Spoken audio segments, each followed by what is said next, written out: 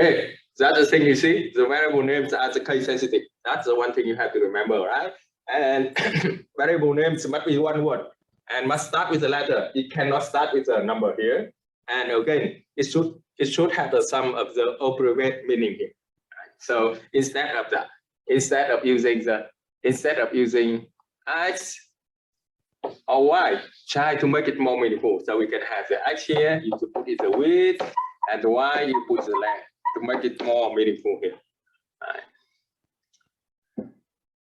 Okay, so normally for every variable before you can use it in programming language, you have to declare it, right? So you have to declare the variable name and what is the data type. For this one is a number format here. My number. This one is the number format for the variable name. My answer here.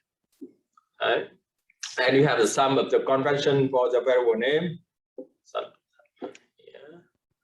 Okay. So one more thing about the variable. If you can use assignment to any time, right? So remember that anytime if you want to assign a value.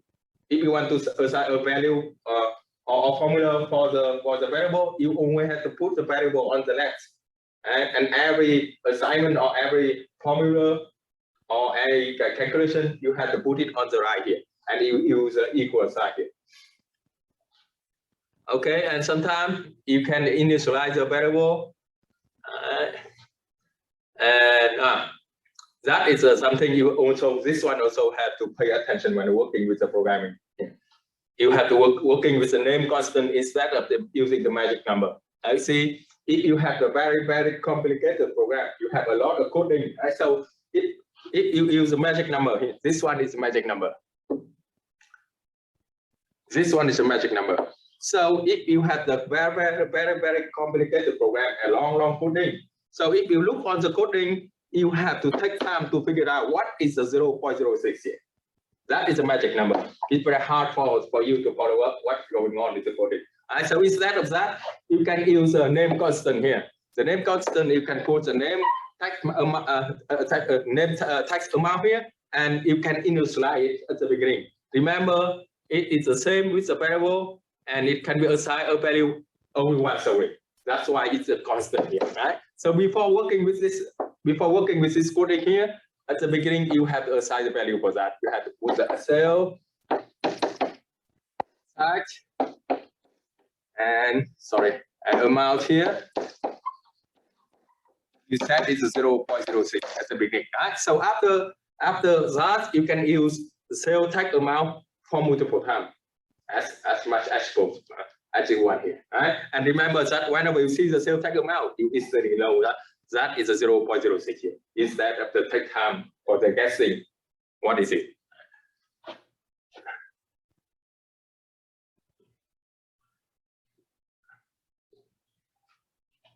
Arithmetic operation. You also have the priority for the arithmetic operation, right? Everything you do with the parentheses first. After that, you move to the exponential. You move to the multiplication and division, and after that you have the last one. You're working with addition and subtraction here. And remember, if you have the same priority, you only have to working from the left to the right. Okay, that's the integer number. Okay, now we move to the modularization. So normally for all the programs so far, they are very simple program. You also don't have to analyze program. You don't have to design program here. Working the planning here, right? But if you think about very, very complicated program here, normally you have to break it down into multiple modules here. So the subunit of program is a problem, and so called the subroutine, procedure, function, or the method here. And if you have the complicated program, you can think if you have the complicated program here, you break it down into multiple modules. Right? Break it down into multiple modules here. And for each of the module, even though you can break it down furthermore into the submodule here. Right? And even though you can break it down here. Okay. So modularization is a process of breaking down the large program into the module. And whenever you want to whenever you want to this module here, you have to use the function call. You have to call it out here. And sometimes it's a call also functional decomposition. That means you break it down in large program into multiple submodules here. Okay, so let me show you some of the advantages of that. Okay, so when working with the modularization, you have to working with the hierarchy chart. So and normally this is the process. This process you when working with the planning or when you working with the designing step here. Right? So we have to figure out you have the main module, and for that you have to figure out how many modules you want to working on the main module. And even though for each module you can break it down into submodule. Right? And it looks like an organization chart. So when you look onto the hierarchy chart, you see how they work together. What is the relation together here, right? Okay, so when you break it down into a large program into multiple modules, the first one is easier to divide the total amount of variable, right? And normally it's rarely that a single programmer write a commercial program. Normally you have a team and you break it down into a multiple team, and each of the module is assigned for the individual program or team programmer or team here. Okay. Now the question why you have to break it down into the module in the module. You have some benefits. The first one, the program is easier to read. So instead of looking a very long and complicated program here, right? So now you can break it down. So you can think about you can break it down into draw here. So this one, looking on this one, you follow the module one. It's way easier because it's shorter, and each of the module you have the specific specific output for this one. That is easier for you to design, code, and test program one module at a time. And the another benefit is that when you break it down into large program into multiple module here, so we can assign it for the multiple team, right? And each of the team here, they can work in parallel together. Instead of waiting for one programmer to do everything from the start to the end, it takes a long time, right? Now you can break it down into the multiple module, and they can do in parallel together. So we see different program module can be designed or coded by different programmer here. Okay, so when you think about different program module can be designed and coded by different programmer, you also have another benefit here, right? And you can think about if you have very long and complicated software. Normally, you have to involve a lot of programmer, right? So think about you have to develop a game, right? So think about that. So in the game, you have to do with the sound, you have to do with the animation, right? You have to do with the passion, you have to do with many things like that one, right? So we see some of the teams, some of programmers, they are very good at the sound here. They are very good at sound, so you assign it to the other team, that's very good at working with the sound. And some of the teams, they are very good at the animation here. Right? So you assign this one to the team that they work in the animation. So that is a special idea, right? That's why normally for the large program, you have to break it down into multiple modules. That is it. Now, the other thing is that when you break it down into module, a single module, it can be used more than once. So that is another benefit here, right? So when you write a code here for one time only, but you can use it for multiple times. You don't have to write it again and again. Right? So when you complete a coding for one module, you can use it for multiple times later. And the other one is that module can be performed. Common programming tasks can be used in more than one program. So here's the thing. It can be used for multiple times in one program, but it also can be used in another program also.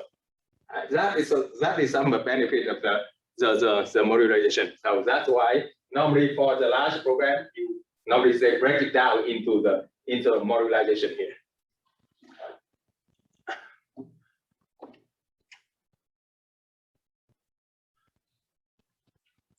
So normally, for every program, you have the main program, right? It's a main program, and in the main program, you can break it down into multiple sub-module, and you can call it. You can call the module from the main program anytime you want. And normally, for each of the module, for each of the module here, you have the module header, you have module body, and you have module return statement here. And in order to name a module, it's quite the same. It's quite similar to the naming variable, and module name is followed by a set of parentheses. That is something you have to remember when working with the flowchart. Okay, so here's the thing. If you can think about you have the main module here. You have main program, and in the main program you have the sum of the sub-module. So you have the module 1, and you have module 2, and so on here. So here's how it works from the main program, right? So whenever you use a call here, whenever you use a call function here, and that is a module name. That is a module name here. So whenever you use a call function and with a module name, it will redirect the coding. Sorry, it will redirect the execution. It will move over everything to the submodule. And remember, in the module, you have module name. You have every coding inside the module. And after you call the submodule, it will redirect it to the submodule, right? So it do everything from first statement inside the submodule until the end, until the last statement here. And after that, they will return it. They will return it to the main module, and you move to the next statement in the main module here. Right. That is the way you're working with the submodule and how the program execute and how program execute when you call the submodule here.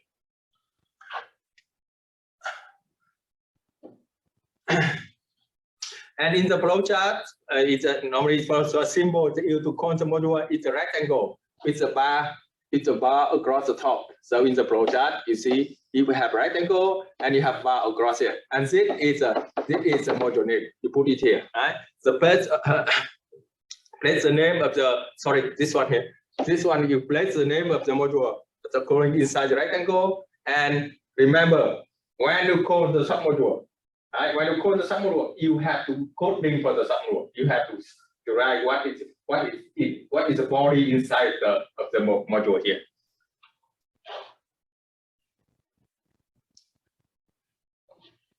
So here's the example, right? So this one is not modularization here. This one is not modular structure here. This one is that in the sequence. So the first thing you declare the variable name. The first one you declare the variable name. Declare the variable name. You got the input, and you print out the output. Print out the output. Print out the output. Output and output here. This in flowchart, right? And this one is in the pseudocode here. And normally, remember that in the interactive program, you always have to meaningful from here. For the flowchart, it makes it simple. Input name, input balance here. But remember that when working with the Raptor or Python, you always have to make the prompt more meaningful here, right?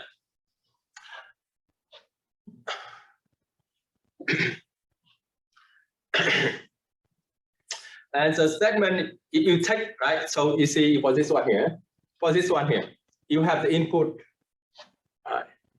you have the input name and balance. After that, you see, you have the output manufacturing, you have the output part lane, and you have output here. All of them here, it is address of the customer.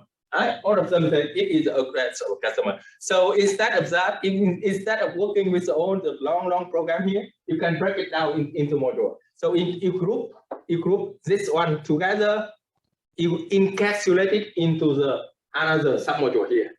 Right? So you can see the example here. You encapsulate it into the another module. Right? The code is encapsulate here. So here's the thing, right? So now I group here. I group everything about the output of address here. You see, I group everything about the output of address here. Output, right? The output and output they are address. I group them together and I encapsulate it into the another module. And the name of the module is display address here. It display address info, and remember that you have parentheses here. And this one is in rectangle, and you have bar on top of that. That is when you working with the cone function here, with the module here, right? So what happened when you execute program?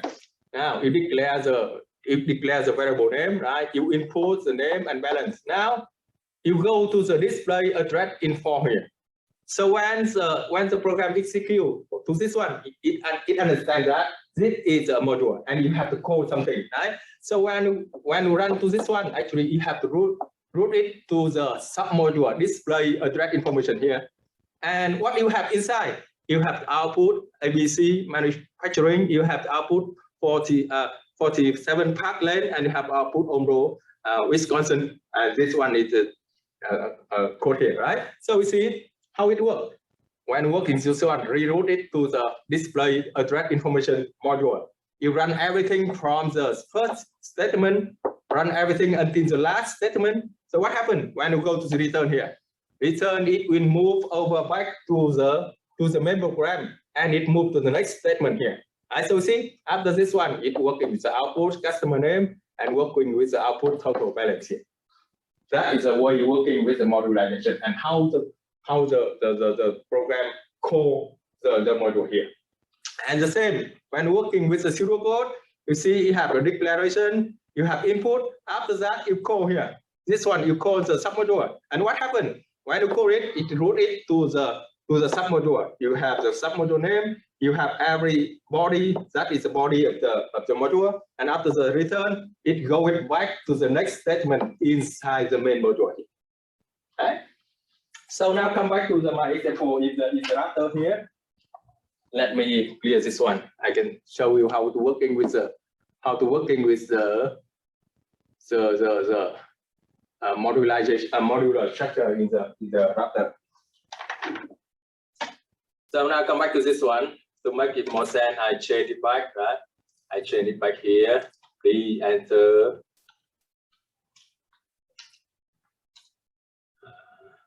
the width of a rectangle.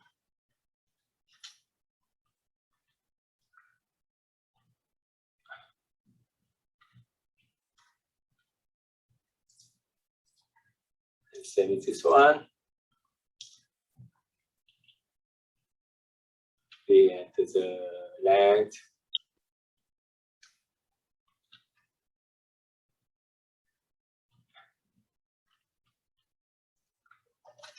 And now change it back to make it more sense. Right. So the area of the rectangle is try to make a space here to make it more sense. Okay. Now run it. So we have the 10, yeah, 20. Okay, and you have the output here. Now that one is a very simple program. Right? Normally you don't have to do working with the modular structure for this one. But anyway, it's good to do with the modular structure so we understand how it works here. Now, if you look in the program here, if you look on the program here, you think that you can break it down into two submodules. The first one is get input here. So you see, this one here is the get input here. You get the input from user. You can ask user to enter the width. You ask user to enter the length here. So we can think about this one. You can put the name of the module here is the get input here. The get input here. Now this one is everything about the calculation, right? Perform calculation here. You figure out what is error, right? So we can set this one. It is the perform calculation here. And this one, you can set this one is up. It is print output here. Print.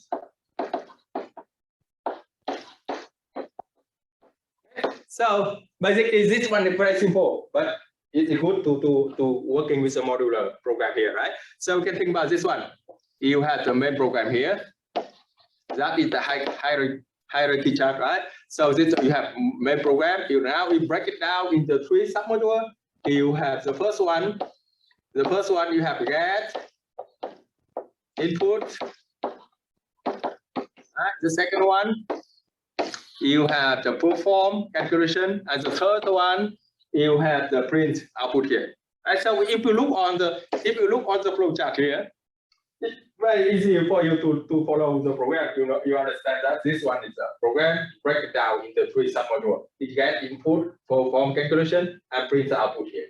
Right? So the same when working with serial code also, you just group them together and you encapsulate it into the module name here. Now, in the case you're working with the router, here. Remember, this one is gets input. This one is the perform calculation, and this one is print out the output here. Right? So now here's the thing.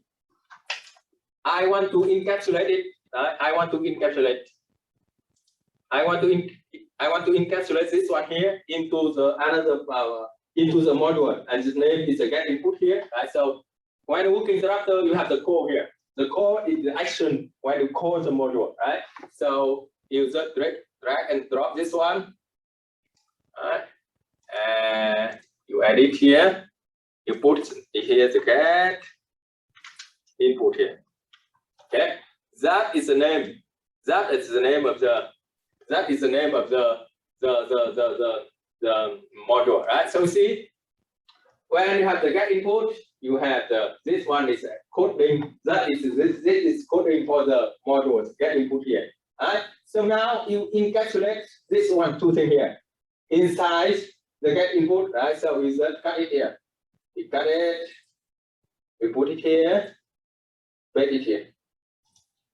Right? So we see now encapsulate every input into another module. It's a get input here. Right? And also do the same. Now you want to do this one with perform calculation. You do a perform calculation. You have this one is a module of the perform calculation, right? And now you encapsulate this one into the module here. So you just cut it and you paste it here. Now the last one. Sorry, why? Oh, sorry. My mistake. Perform calculation. Yeah. Where? You just cut this one, not this. Cut this one. Paste it here. Now the last one, you want to encapsulate this one into the print output here, right? So you have another module. You call it the print output here.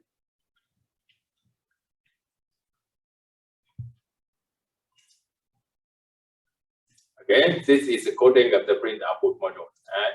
So you encapsulate this one and you put it into the print output. Okay, so now come back to main module. You see, it's very clear, right? If you look on the main module, you can figure it out. Oh, this one you have the 3. Actually, this one is very simple. You just skip this one, right? Or I can delete it to make it more straightforward here. I can delete it. Okay, so for this one program, you can see this is the main program. And then when you look into main program, you can see that this one break it down into 2 modules. It has the get input, it has the perform calculation, and you have a print input here. So now, when you execute program, what happened here? When you execute program, you click this one here, step by step here. Now you move to the get input.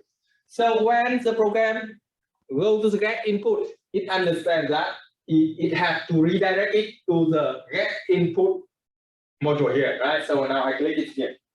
You see, it instantly go to the get input module here, right? So when you go to the module, you go to submodule, you have to do everything from the first statement of the of the module until the last statement, and after that, after you end, remember after you ending, you return it to the main program, and you move to the next statement in the main program here. Alright, so see, now I have it run here. Now wait, you have the 10. Now see, move to the next statement, right? I have 20 here. Okay. Okay, so see, when it's ending of the submodule, it will go over back to the main module and it moves to the next statement here. Right? So see now, I click another one. See, now it come back to the main module and it moves to the next statement, right? So now just do it.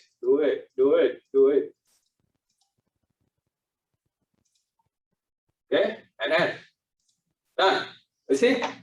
So that is the way working with the modular structure in the router or in the programming language. So remember one thing about that. Normally for large program, it's very complicated to do for one programmer, right? So normally you have to break it down into submodule, and you can assign each of the programmer or each of the team working parallel on this submodule here. And for each submodule, you have specific task for this one. So when you look into the program, it's very easy for you to follow up what is going on.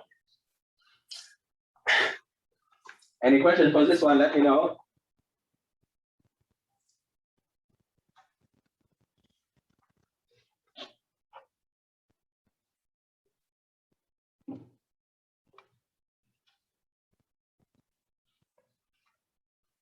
Okay, so now come back to the flowchart. It's the same, right? So when the code is actually it redirected to the submodule, you do everything from the first statement to the last statement, and come back to the main module, and it move to the second one, to the next statement here.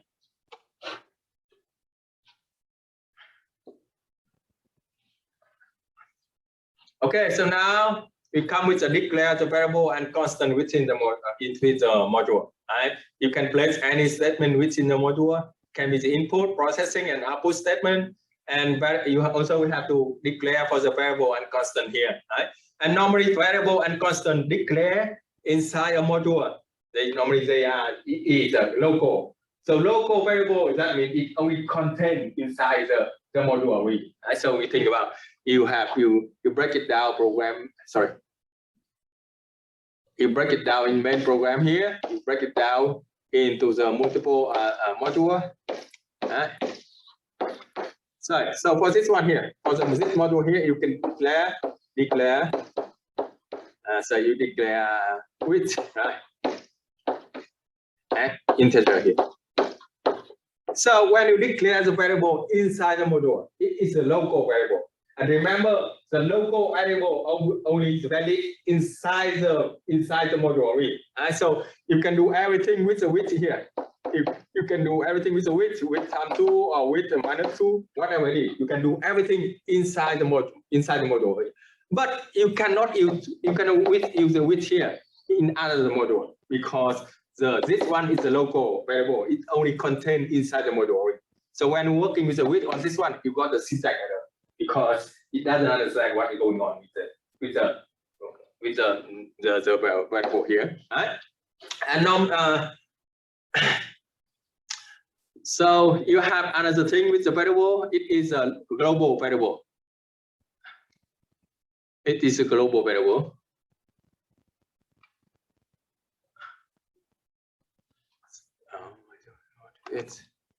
So another one is a global variable. Global variable is the variable you declare as the main module. It's outside of every submodule here, right? And it's visible and usable in any module you combine program. So you can think about this one.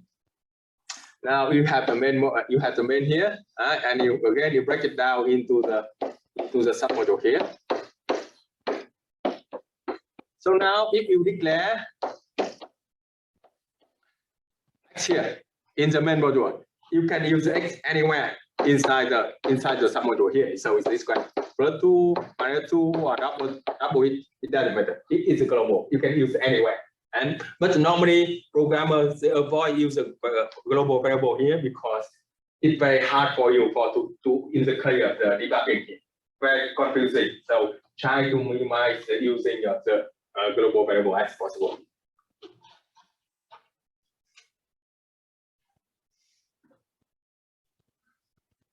Okay, so here, if you look on the example, it declares the variable and constant within the module.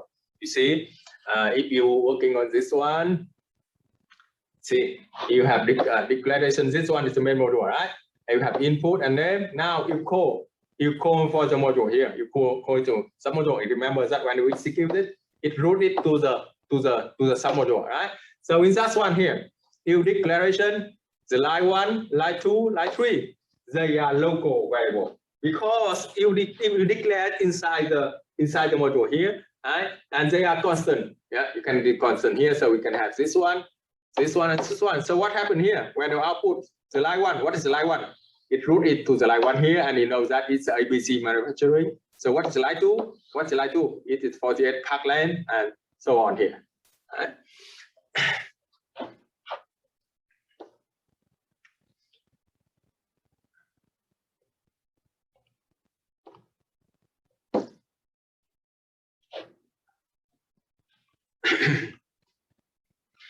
Okay, so the next one is understanding the most common compression for the mainline logic.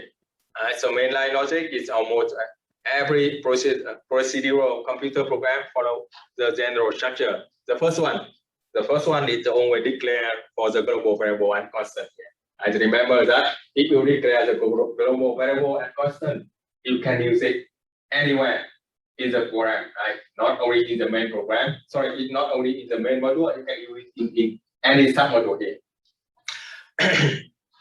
The next one is a housekeeping task. It is a step you must perform at the beginning of the program in order to ready for the rest of the program. And you have detailed loop task. It do the core work of the program. That's the core work program. And last one is the end absorb task step you take at the end of the program to finish the application. So we'll go in detail. So this example here, you can see that is the most common conversion for the main line logic. So we see you have this one, you declare everything about the global variable and constant here, right? So after that, you have some step to do with the core work here, as it is a housekeeping, right? So when you done this housekeeping, you're working with the core. So in the core work, you may do it for multiple times, right? You can use the loop here, you can do it again and again. And last one, it is and you finish everything, the end absorb, and you finish a program here. Okay, so here's the thing. If you look on this program here, that is very very simple example here. So this is the process asking asking the user to enter the name, right? Enter the name of the customer. Sorry.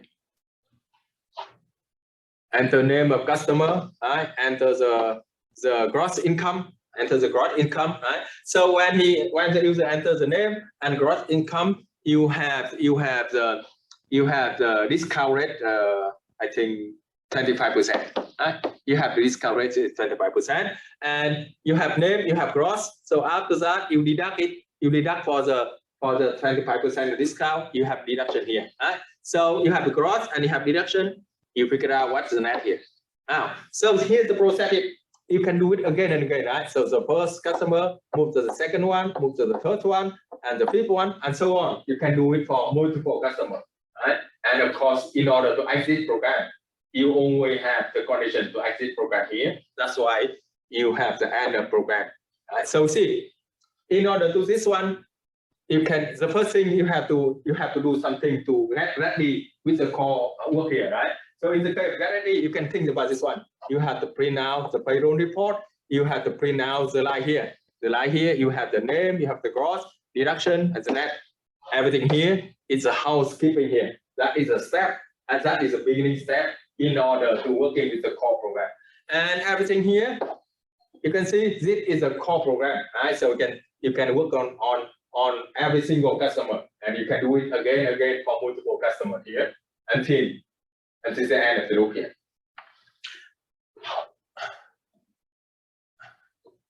Okay, so we see if you look on the flow chart and the pseudocode, this is This is very simple example of the common corporation for the mainland logic here. So we think about this one. Remember this one, everything about the declaration of the global variable and global constant here. Everything here is global. Everything here is global. So now we move to the housekeeping. So what is housekeeping? Housekeeping is a step you have some of the things to do before you working the core work, right? You have some preparation here. So housekeeping actually, if you look on this one, sorry, if you look on this one, the housekeeping is that it's a step you print out. Sorry, why? So that is a step you print out the payroll report and print out the name, gross, deduction, and the net here. That's why when you look onto this one here, what is housekeeping? Housekeeping here, you have this one here, right? Housekeeping, you have the output, report heading. So what is report heading? Report heading, you have the payroll report here. So actually, after this step here, right? After you execute program, you work in the housekeeping, it route into the module housekeeping here and do everything from the first statement to the last statement here. So the first one, output report heading. What's the report heading? Report heading is a payroll report. That's why you have the payroll report here. Now the second one, output the columns heading. What is the column heading? Again, you have column heading, you have name, you have gross, you have deduction, and the net. That's why you have name here. You have the gross, you have the deduction, and you have net. Right? So everything here is a preparation. That is the preparation step before we work in the core work here. Now you've done everything, right? So ask you input the name. What is the name? It's up to you, right? What's the name? So when we input the name, it return it back to the member program here. It moves to the next one, right? It moves to the next statement here. So that is the next step in the member program. It checks name equal to quit or not. I see name equal to quit. What is the quit? Quit here. It's here. Right? So now if you keep enter the name of the normal customer, the program keep doing it, right? But if you want to exit program, you have to put X here. So in that case, X here is the name, and the name equal to the quit here. Quit is X, right? So if you don't want to quit it, keep doing enter the name. And remember, if you want to exit the loop, you have to enter X here. So now, whenever you enter the name, think about this one. You enter for this one, the first one, right? You enter Andrew here.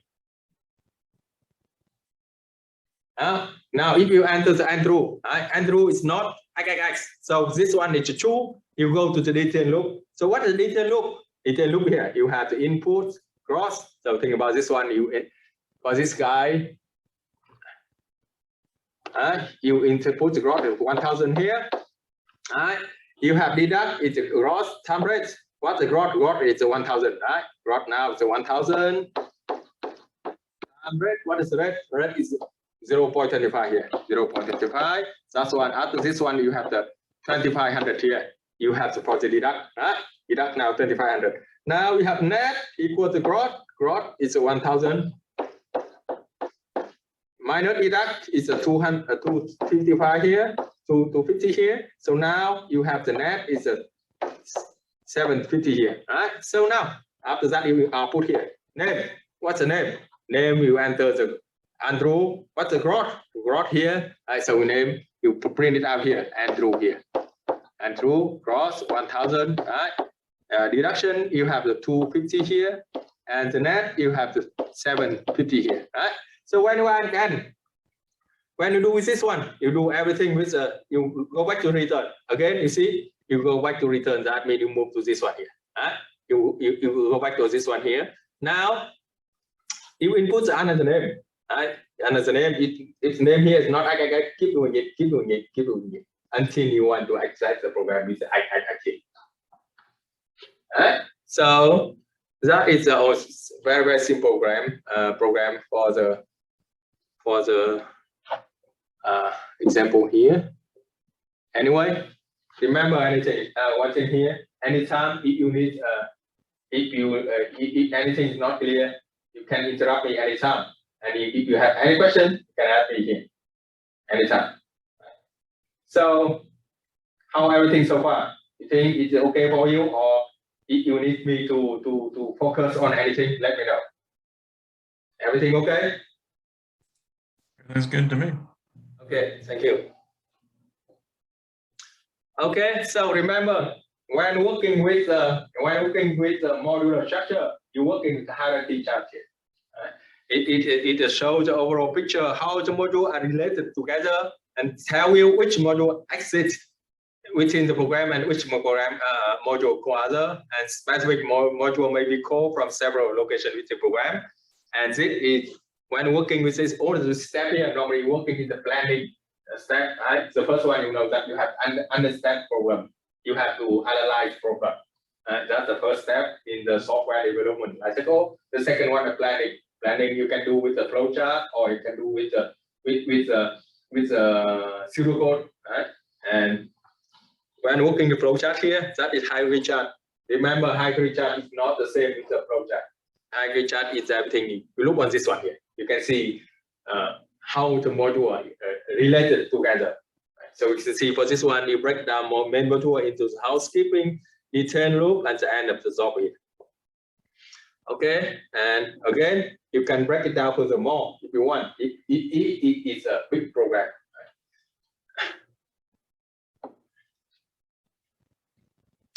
Okay, now you move to some of the feature of good. This one is a good here. So whenever you have a good, you have to pay attention. Good programming design.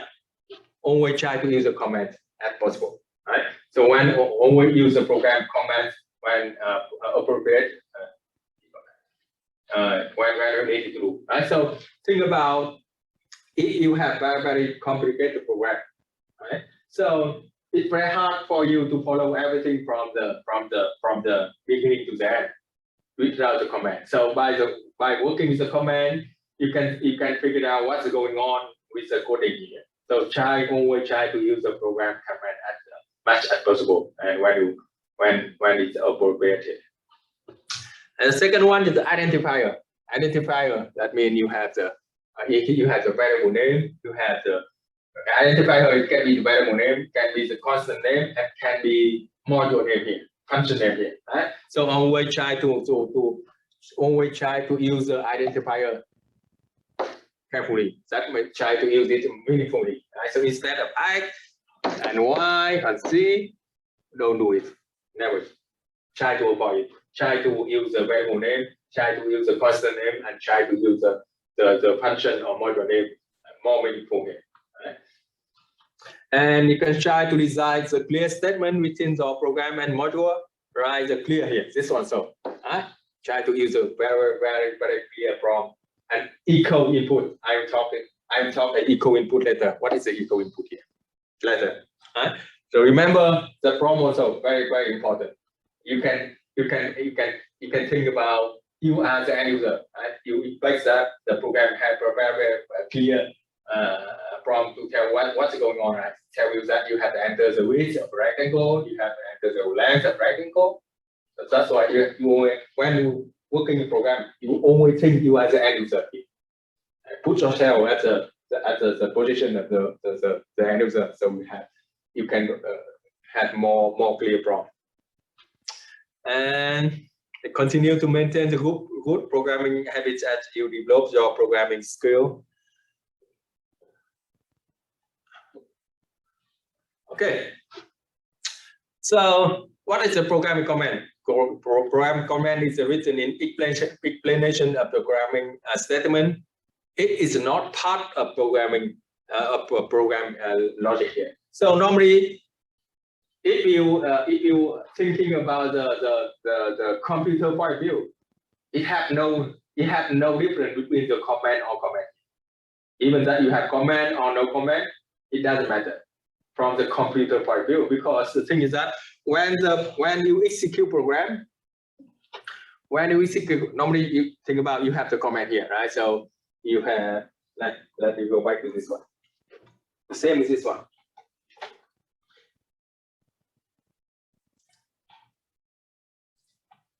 Okay, so that is the example of the program.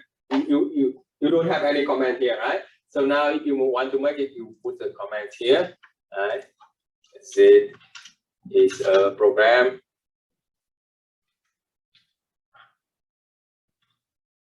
To break it out. Area, a rectangle.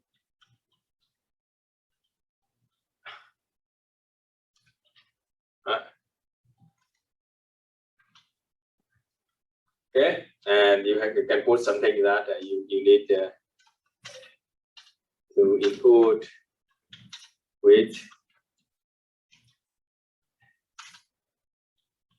and length. Okay, something like that. Right? You can put whatever it is to make it more sense. To make it sense to the end user.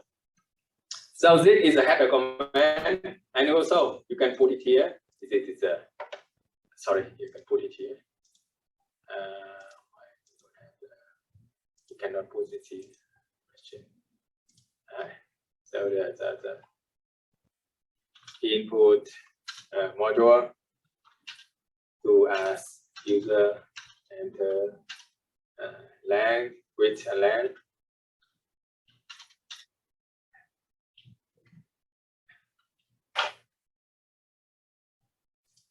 Okay, so you have the header command and you have the stack command. This one is you can call the stack command. So from the computer point of view, you have no difference between if you have the command or not. You have a command or not. Or when we execute program, you have no difference. Because actually when we execute program, all the command will be ignored by the computer here. It will be ignored by the computer. You have no difference in the computer point of view if you have the command or not. But from the end user point of view, from the programmer point of view, if you are the programmer, if you look into the coding, you can figure out what's going on with the coding here. What is the meaning of this one, and what is the function of this module here? It's very helpful for you. Right? So remember one thing, that the command from the computer point of view, you have no difference here. You have no benefit to the computer. It's only the same, because when the computer execute program, it only ignore the command here.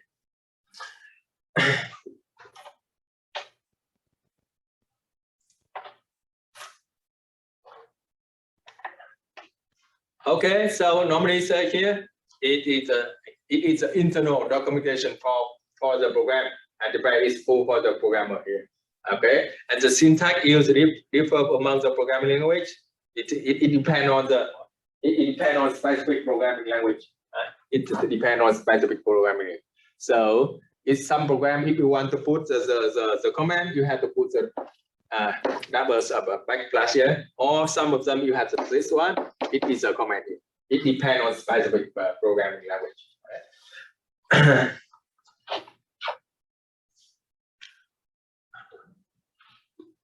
Okay, so here's example. After you declare, right, that is the example here for the inline command here. After you declare the square feet in the number format here, you have the command for this one. It is an estimate. So if you are the programmer, if you look into that, you have the idea what is the meaning of the variable here.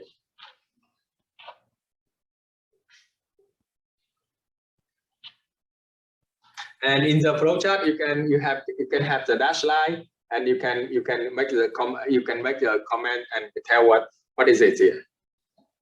Okay, now choosing the identifier. Identifier, remember identifier, everything but name. It is a variable name, constant, constant name, and function name or module name here. Try to hit a variable or constant name that is a noun, because it represents a thing. If a module an identifier, that is a verb, because it performs action. So you can think about get input, perform calculation, print output here. They are verbs.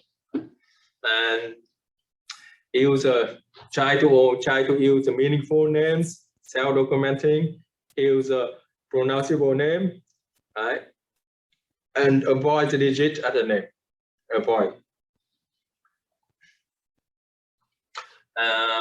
The user system draw language allows to separate word in the long or multi-word variable name, consider including the form of verb to be name constant using all the uppercase. So when you look in the constant name constant here, all of the uppercase, you can. It's very easy for you to follow up what is going on. Also, avoid confusing the line break. Use a temporary here. This one also important.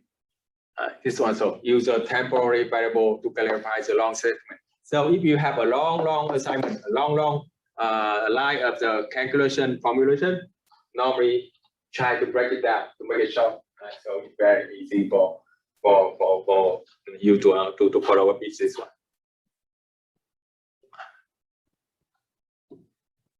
Okay. The meaning is clear. Do not combine multiple statements in one line. Right. So remember that if you have a long statement, you have a long calculation or formulation, you can break it down into multiple lines. And in that case, try to use a temporary variable. Temporary variable is a work of a variable. It's not used for the input and output here, right? Because they are temporary. They are temporary only. So it only will have to during the calculation only, and after we done, everything gone. Right? So it cannot be the input or output. Cannot use for the input. And working variable that used during the program execution. Okay. Consider using series of temporary variable to hold the intermediate result here. Okay, here's the thing. Think about if you have a program, if you want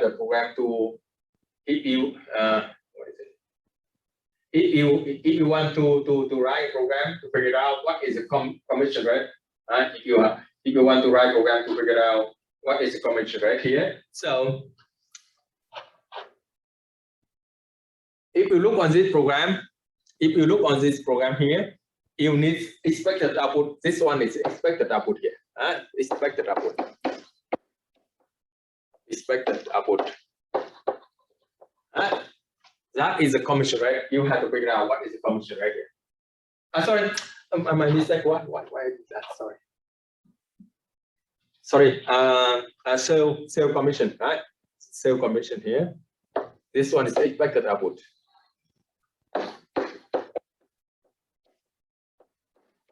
You want to figure out what is your commission, right? Right. So in order to figure out the sale commission, you need some input here. So think about this one. For every program, the first step you only have to understand the program. Right? You have to analyze the program. So in the step of analyze and understand the program, the first thing is always what are expected output or what is expected output here. Right? So from the expected output, you can figure out in order to get the expected output, what are the input here? Right? You only have to think this is very simple step in the understanding program. The same with my example here. Say my child asked me that to make the cookie, to make cookie. So you have to think that the cookie here is expected output. Right? The first thing you always figure out what is the expected output here. And so when you have expected output, you have figured out, in order to make the cookie, what are the input you need to do? You need to have, right? So you can think about in order to make cookie, you must have flour, you must have milk, egg, or a chocolate. Right? So from that one, you list out everything about the expected output, list out everything about input. You have to make the recipe. That is the planning. Right? So for this one also, the expected output is a sale commission.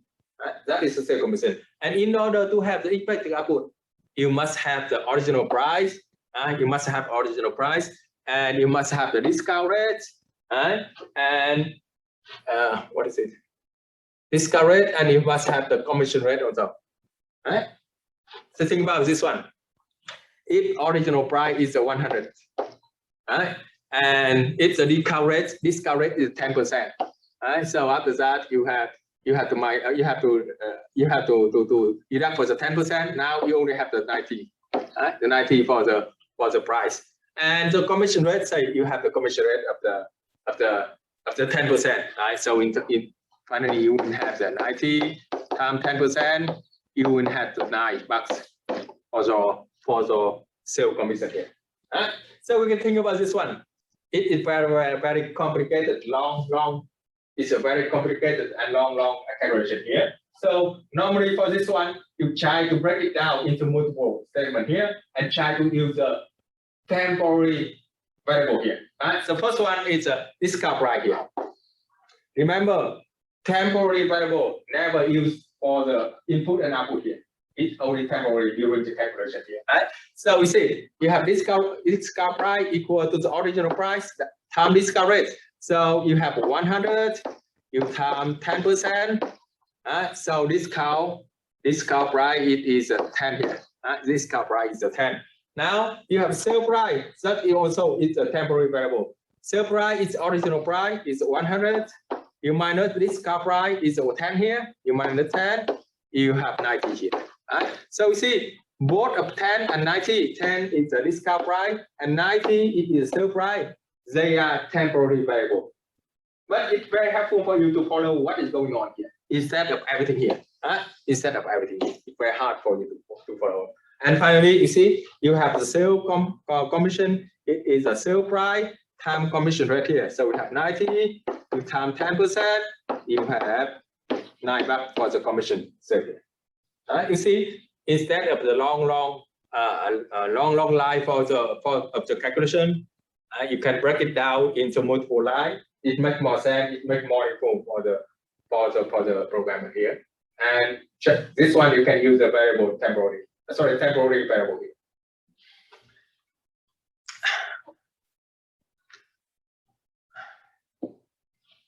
Okay, now that is a problem. A problem is all right. I don't know why it is say too many things about prom. Prom is message display on the monitor to add user false response. Right, the variable talking about please enter the width of a rectangle. Please enter the length of rectangle. It is only it display on the monitor. So you can think about when you're working with that, you have to think you as an end user. And what's displayed here? It is a display to the end user here. Right? And can use in both the command line and graphic interact program. And if try to use the echoing input here. Try to use the echoing input as possible. It's very helpful. It's very helpful here. So echoing input is a repeating input back to user either to subsequent prompt or input here.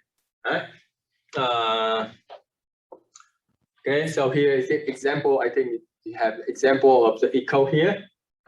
So what is it?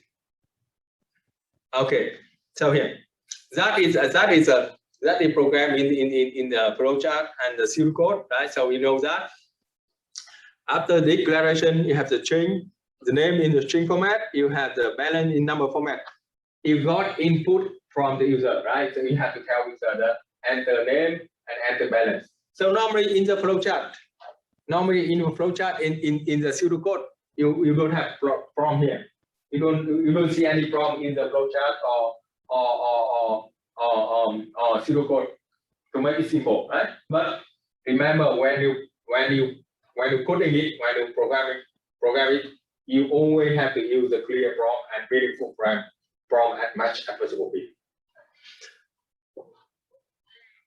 Okay, so here you see if you have a clear report, you have a clear prompt here. So instead of only the input name, you have to tell the user please enter customer name, and it tells the user please enter balance due here to make more sense to the end user.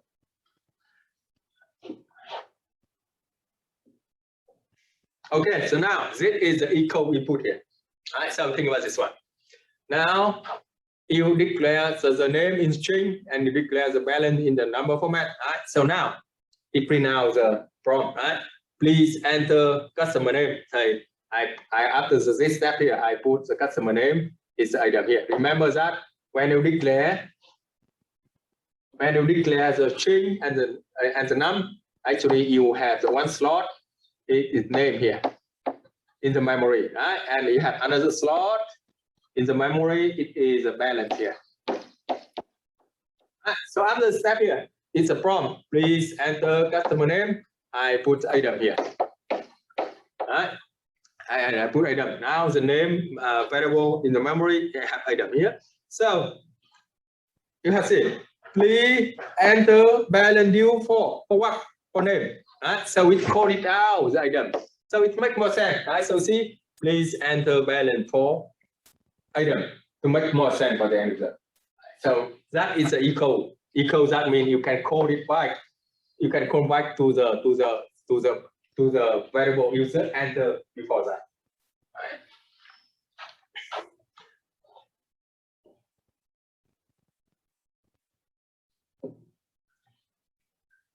Okay, now you maintaining the good programming habits. Every program will be better if you plan before coding. That is the thing.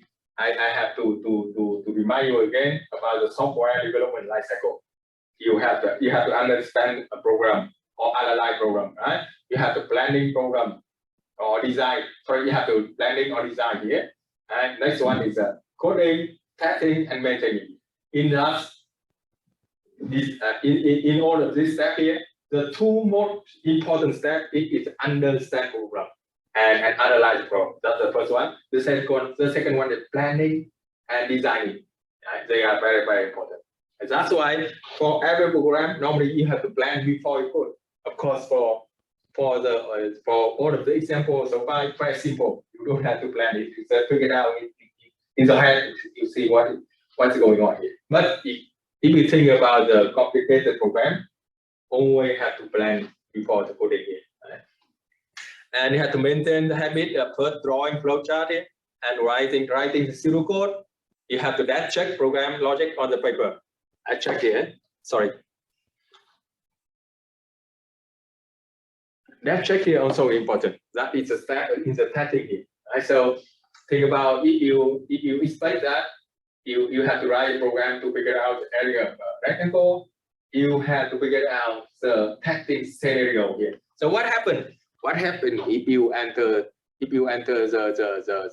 width is 10 and if you enter the length 20? You expect that the output here 200 here. So you have to figure out all the scenario. Right? So think about what happened if the user enters the number -10 here. What happened? You still have the negative here. Right? So actually for all the program, you also have to work with that testing program on the logic. You have to figure out all of the testing scenario to see if the output is the one you expect or not. You have to think carefully about the variable and the module name you use. You have to design program statement to be easy to read and use. Okay, now we have summary. Program constant, literal, variable, name and constant. For every arithmetic operation, you have to follow the rule of priority. Everything inside the parentheses you do first. After that, you do everything with the exponential, and you do with the multiplication, division, modular. Modular is something it's a remainder here, right? And after that, you have the addition and subtraction. Remember, if they have the same priority, you have to do everything from the left to the right. And this one also, you break down the problem into the module. If it is a complicated program, try always to make it into the modular structure. So it's easy for you to follow up what is going on, and easy for you to develop to coding here. And use hierarchy chart to show relationship among the module. Program be more complicated. Need for good planning and designing. Okay, so I think now let me come back to this example of the eco input here. Right? So now think about this one.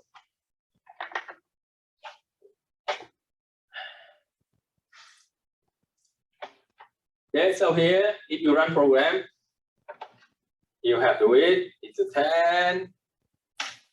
You have length 20. Now, everything works perfectly, right? And you see the area of the rectangle is 200 here. But anyway, I can make it more sense. I can try to make it more sense by this one here. Okay, so you see the area of rectangle with the width of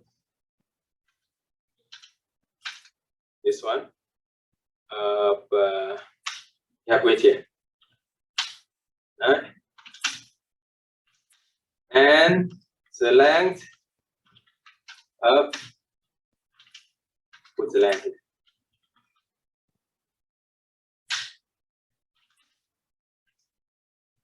Okay.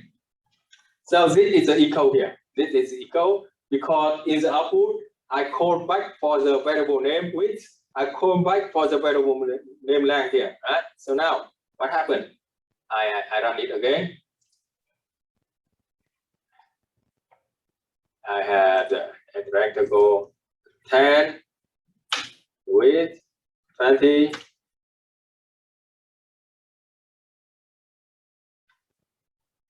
Okay, so see the output here to make more sense, right? So see the area of rectangle with the width of 10 and the length of 20 here is a 200. When you compare to the first one here, this one make more sense, right? It clearly specific that it tell you that if you have a, I don't know if you are able to see it or not. It's very small, right?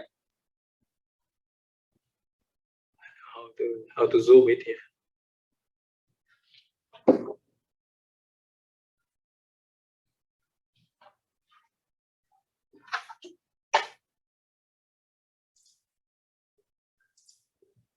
No, that's this one. I don't know why this one is always small. I'm not able to. I think it's both sides here, right? Sorry.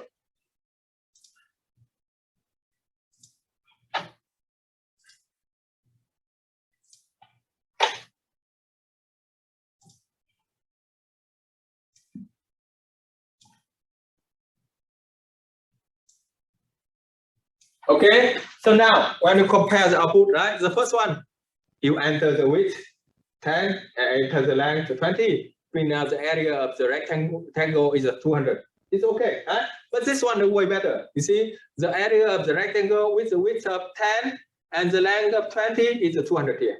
And if you look onto this one, if you look into this example here, if you look in this example,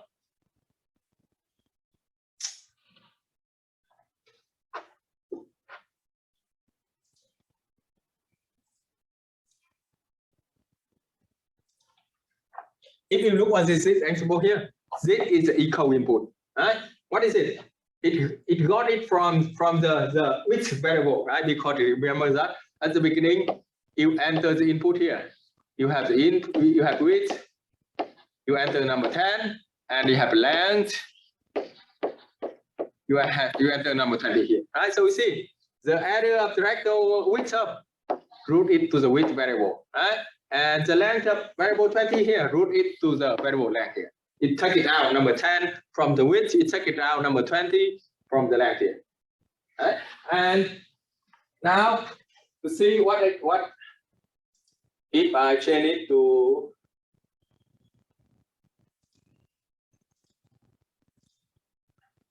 now I run it again. This time I don't working with the pi and 10 anymore, but this time I'm working with the pi and 10, not 10 and 20, right? Pi and 10.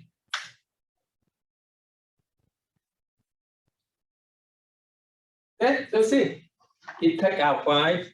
It take out 5 from variable name, which it take out 10 from variable name length here. Okay, so we see for this one, it's also it makes more sense, right? That is the equal. That is the equal input because the thing is the equal because if you look into the print output here. If you look in the print output here, right? You have everything here is output, right? Everything you output. But this one, you take it. This one. This one here, you got it from the input width here. And this one, you got it from the input length here. That's why it's equal. You call it back to make it more sense for the output. It makes sense?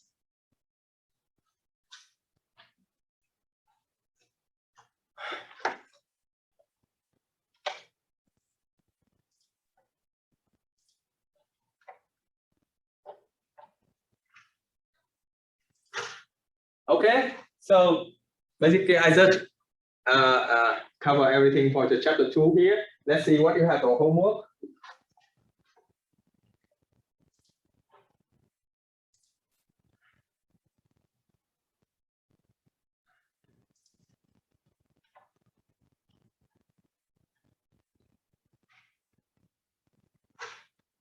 You have how many going to do? 8. Why so slow?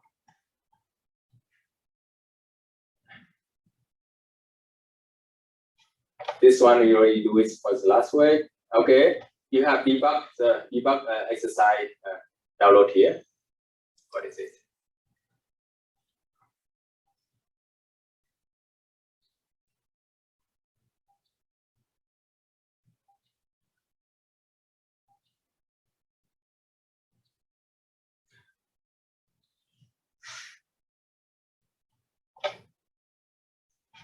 This one.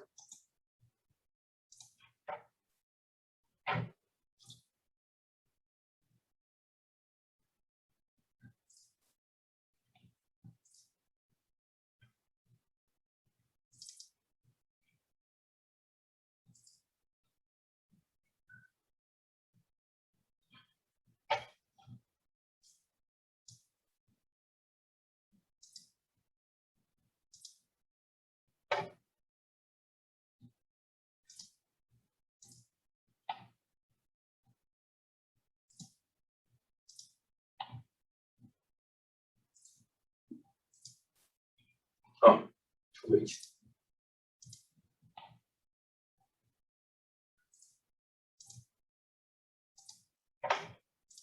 Okay, so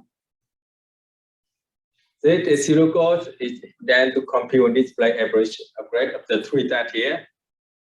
That's number underscore. Okay, what do you think about this one?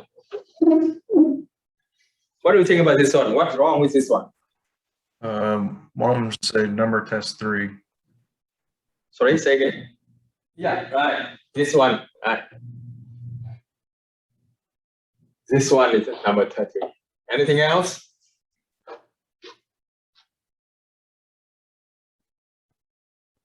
Anything else? You have more program is this one. Anything else? You have an error in the first output, just missing the apostrophes at the end.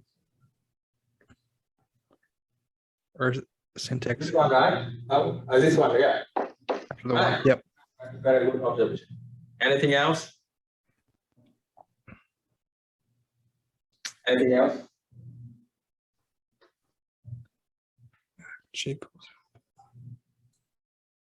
Anything else?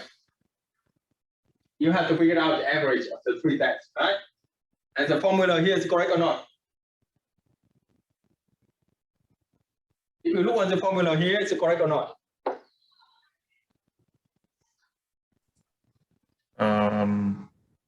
No, right?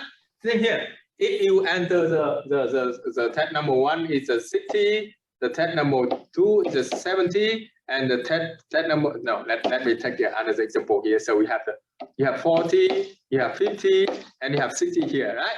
So see, you expect that sum it up together. You have 150, and when you divide by 3, you have the 50. It's average here. But what happened to this one? You have what is test number 1?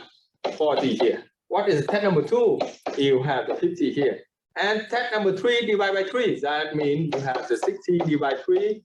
So you have the 20 here. And when you add them up together, you have 110 here. That is not correct. Right? The formula here, you have to use the parenthesis here. Got it? And one more program. Can you see it? One more program. Can you see it? Is in the output average is What? is in the output averages answer? Is it worded wrongly? The thing here, you figured out the average, right? And you store it in the variable name average here. So in the output, you have average. This one is text. Nothing wrong with this one. But this variable here, this answer, you have no meaning for that, right? So this one is not correct. You have to replace this one with average here. Because you want to code it out for this one here, right? So this one is not correct. You got it or not? It's Should okay. should be number average or is it average? So no. Okay. Here's the thing. The average, what is average? Average is variable. It's changeable, right? So it depends on the user enter here. So if he enter the 40, 50, 60, you have the 50 here. And what happens if he enter 60, 70, 80, you have 70 here. Average is changeable. It's a variable. You cannot put the number here. You have no idea. You think that you have to put average here. So what happened? When you put the average here, it root it to the variable name average. And it's changeable. So if we enter the 40, 50, 60, print now 50 here. If he enters 60, 70, 80, print now 70 here. You got it? The same. If you look on the router here,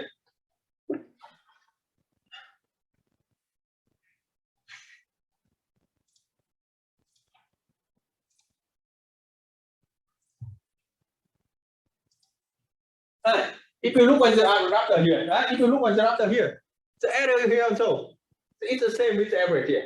Area here is changeable. If you enter a 5 for the width and 10 for the length, area is 50. But if you enter the 10 for the width and the 20 for the length, area is 200 here. Right? That's why you have to work in the variable here. It's not the number. You want it or not? Yeah. Okay.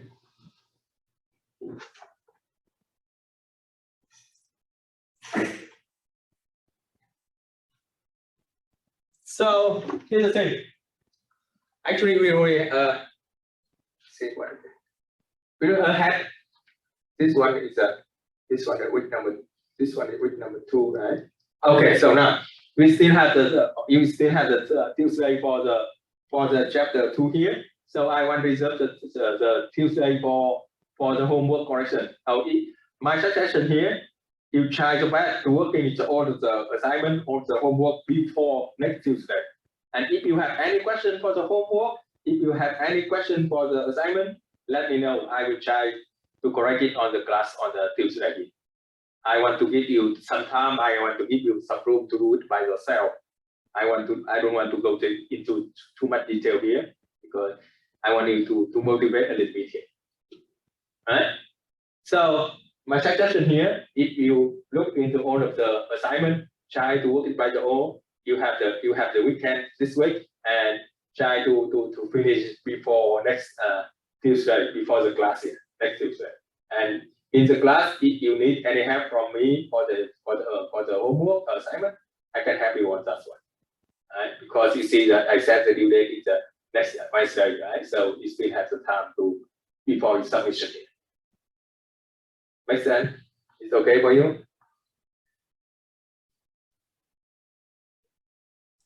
Yeah. Okay. So if you don't have any question, you can end the class now because you already finished everything on the chapter 2. Right now it's only some of the homework only. Let's see what you have. For the debug, you already have here, right? Anything else? You have debug. Debug. What is it? A Raptor also. What's a Raptor?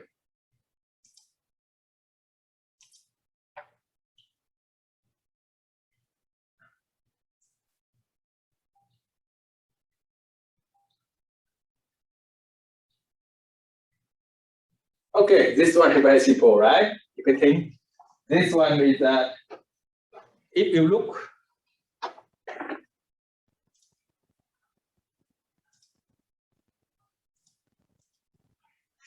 Okay, if you look on this one here, you have the right program that multiple number by 10 and the output the result.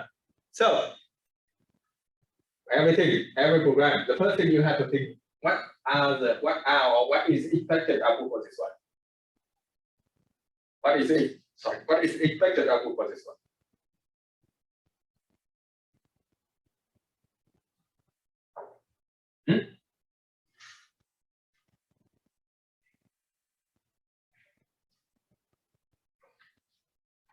I know. Okay, so I think it should be better. I give you some time to think about that. So try to all to work your homework and assignment by yourself for this weekend, and come back to me on Tuesday. And anytime if you need any help on the class, I'm willing to do it. Right now we already finished everything on the chapter 2 here. Okay, if you don't have any question. Nope, I think we're good. Okay, so I'll see you guys on Tuesday.